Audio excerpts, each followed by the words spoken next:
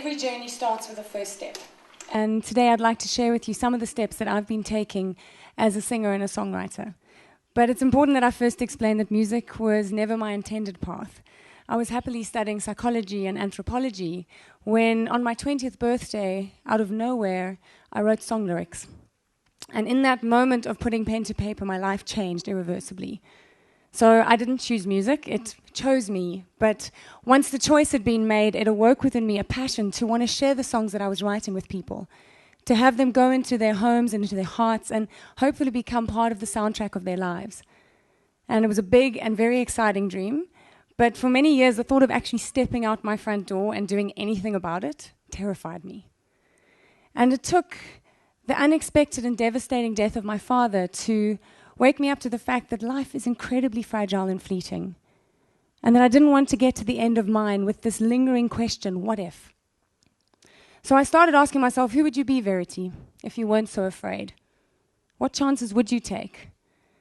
And it was at that point that I finally bid farewell to this ever-constant companion fear, and I stepped onto the road of being a professional musician. It was liberating, it was exciting, but as with all things, it brought with it new challenges and obstacles. And the biggest of these was when I discovered that if I wanted to record an album, it was going to cost me between 300,000 to 400,000 rand. And given that South African music doesn't sell very well, and traditionally English-speaking artists hardly ever make back the money on their investment, it once again felt like an impossible endeavor. And I was faced with a choice. I could give up, or I could get creative. Because while life had handed me this extraordinary problem, I realized it was also giving me the opportunity to start asking extraordinary questions about, isn't there a way to approach the music industry and the way we fund music differently? So I sat down with my sister over a cup of coffee to brainstorm how we could move forward in the music industry.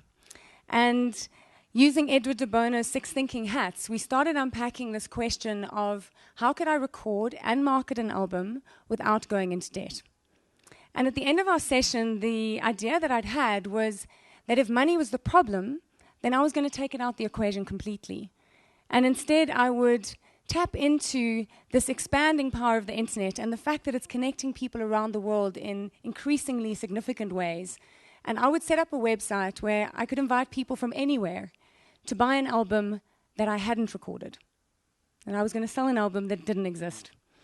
And as future owners, they would get to have their names put on my website, they would vote for which songs I recorded, and they would essentially join me on the journey that any artist takes when they're trying to get their music out into the public sphere. So it was certainly a different way to approach the music industry, and one that was going to be very empowering to me as an artist, which got me to thinking about, couldn't I also use it as a platform to make a difference? So I decided that 16 Rand from every album that I sold would be split between 2 charities. The first being People Opposing Women Abuse and the invaluable work that they do in our country.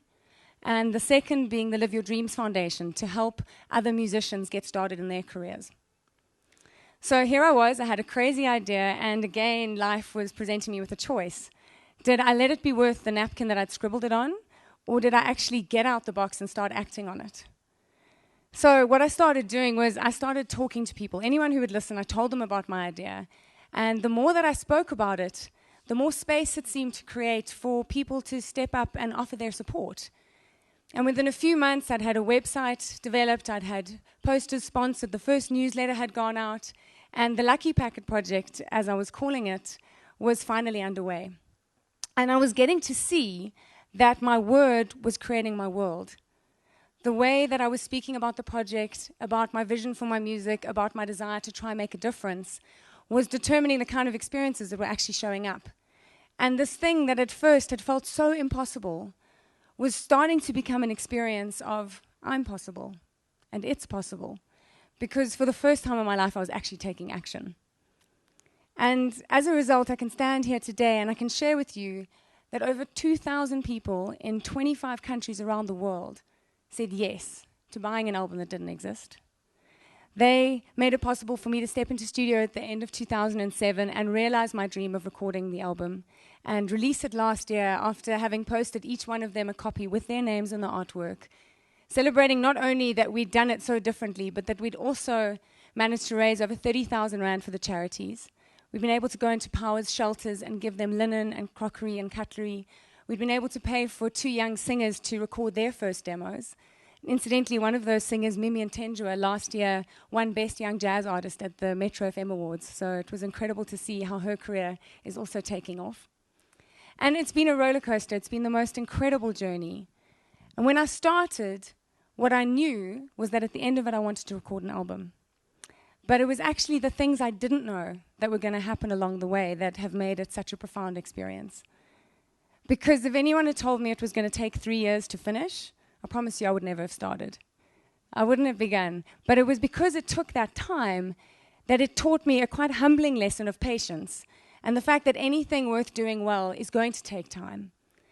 And as a result, I've discovered in myself an ability to persist and persevere that I didn't know I had. And it's been incredibly rewarding to have my perseverance and my patience pay off in some beautiful and unexpected ways. One of them being the fact that I get to stand on stages like this. And I get to share this story with people about what's possible for anyone when we say yes to an idea and take the first step of seeing what can be done. Because if I hadn't started, I would never have known the incredible generosity that exists out there, that I would be connected to complete strangers around the world who would join me.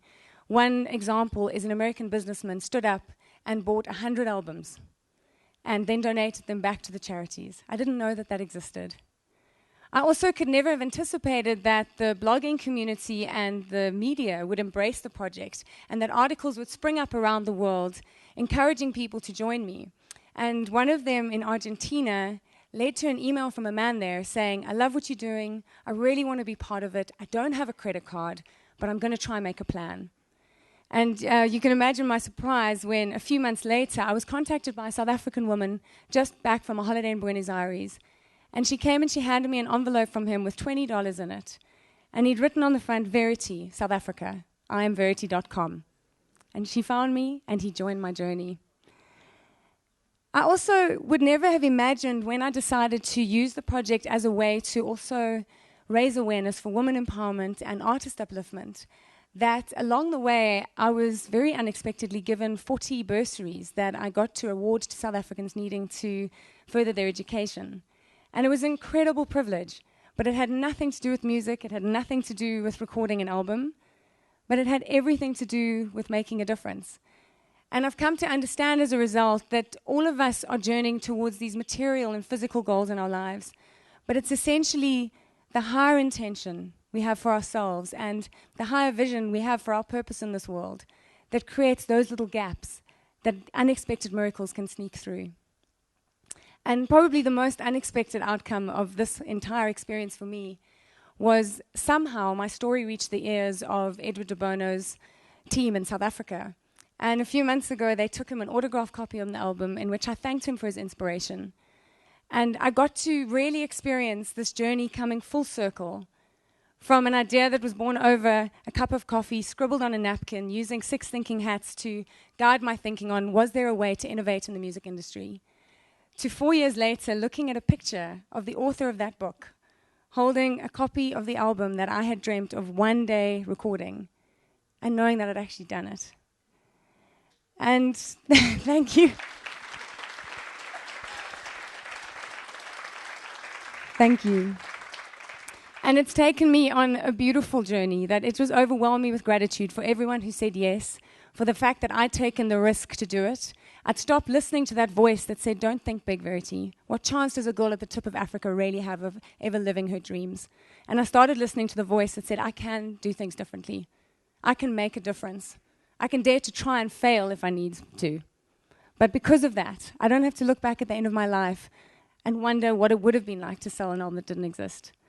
But instead, I'll look back and rejoice that with the help of 2,000 people, we created an album of nothing. And it was a hell of a ride. So I don't know what the road ahead holds, but that's what really excites me. But I hope that this story will be a reminder of what any of us is capable of when we give ourselves permission to take that first step in pursuit of a dream and an idea and just hang on with dogged determination. And that I can keep sharing what this beautiful country is teaching me and continues to teach me, that the best part of being South African is that the last 4 letters are I can. Thank you. And my wish for all of you is dream big and give yourself permission to shine. 'Cause if I die today, well, I hope I can say that I have no regrets. I did my best. I wanted to fly, was not afraid to try, and try I did. And if I lose all I've got, I hope that I will not forget how much I've had and still be glad that I dared to dream, was bold enough to believe, and believe I did. I'm gonna take this day and I'm gonna make it mine. I'm gonna take this moment, I am gonna shine. I'm gonna be grateful for my given time. Yes, I intend to shine. Yes, I intend to shine.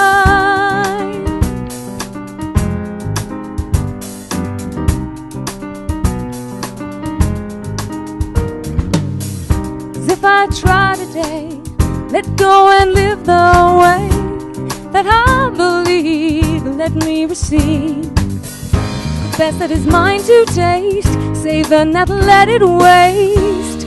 Oh, taste I will. I'm gonna take this day and I'm gonna make it mine. I'm gonna take this moment, I am gonna shine. I'm gonna be grateful for my given time. Yes, I intend to shine. Yes, I intend to shine. And I hope and I pray that everyone here will do the same. Yes, I hope and I pray that everyone here will do the same. That everyone here will do the same. 'Cause if you die today, well, I hope you can say that you have no regrets. You did your best. You wanted to fly, were not afraid to try, and try you did. And you were saying to yourself, I'm gonna take this day and I'm gonna make it mine. I'm gonna take this moment, I am gonna shine. Oh, I'm gonna be grateful for my given time. Yes, I intend to shine. I'm gonna take this day and I'm gonna make it mine. I'm gonna take this moment, I am gonna shine. I'm gonna be grateful for my given time.